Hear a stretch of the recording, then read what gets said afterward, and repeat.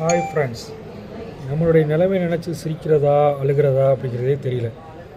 ஏன் அப்படின்னு பார்த்தீங்க அப்படின்னா, ஒரு மிகப்பெரிய அறிவுஜீவி நம்ம தமிழ்நாட்டை 4 ஆண்டுகள் ஆட்சி பண்ணியிருக்கிறாரு. அவர் மிகப்பெரிய ஒரு தத்துவத்தை சொல்லியிருக்கிறாரு.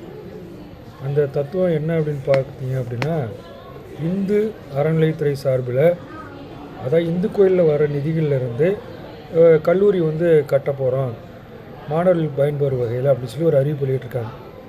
இந்த நம்ம தற்கூரி என்ன பண்ணுது அப்படின்னா, அது எப்படி கவர்மெண்ட்டு காசில் தானே எடுத்து செலவு பண்ணணும் அப்படின்னு திரு எடப்பாடி பழனிசாமி கேட்குறாரு. அவர் முதலமைச்சராக இருந்திருக்கிறார். இதில் முக்கியமான விஷயம் என்ன அப்படின்னா, இந்து அறநிலையத்துறை இதோட கட்டுப்பாட்டில் தான் இருக்குது, கவர்மெண்ட்டு தான் அப்படிங்கிற அவருக்கு யாராவது சொல்லுங்கள். வருங்காலங்களில் இது போன்ற விஷயங்களை அவர் புரிஞ்சு தெளிஞ்சு பேசட்டும். என்ன பண்ணுறங்க, திரும்பவும் முதலமைச்சராகவே நடப்பிடிக்கிறாரு. பொறுத்து